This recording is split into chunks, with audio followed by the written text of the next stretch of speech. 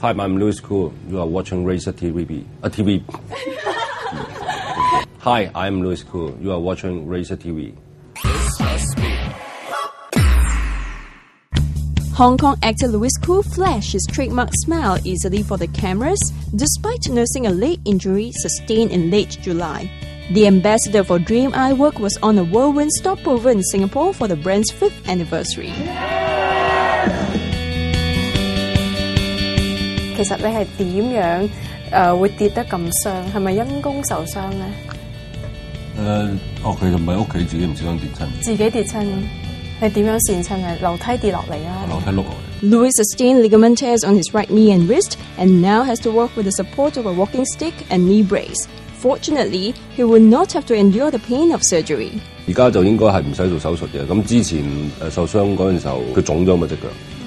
咁佢照咗磁力共振，照咗 X-ray 之後，佢話要等隻腳燒咗腫之後，先可以睇翻需唔需要做手術咯。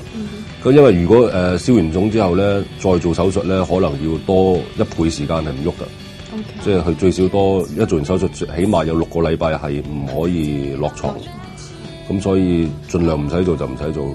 The injury cost him a coveted role in upcoming action-packed period film Saving General Young. Although he finds that a pity, he's thankful for the restful month-long break he's had. 我都係食同埋瞓嘅。食同瞓係好耐冇試過啦，係咪咧？因為工作咁忙啊嘛。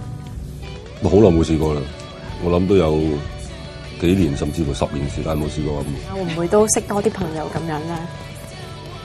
喺屋企食同瞓可以識到朋友。可以上網啦。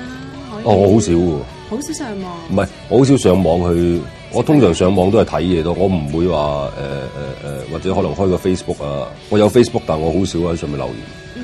咁譬如話有啲微博啊，咁我又好少，我淨係零嘅。咁有喎，我哋睇有嗰啲微博係我個 blog 擺上去，唔係我佢自動轉發嘅會。OK，係即係你應該係一個工作狂啦，因為你受傷都咁遠飛嚟新加坡，所以會唔會喺屋企嘅時候咧就有啲唔習慣咁得閒咧？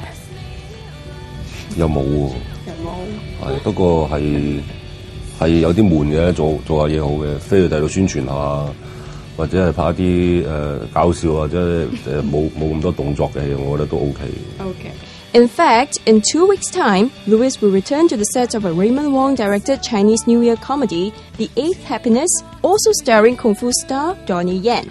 Next up, we find out if the prolific actor has time for romance.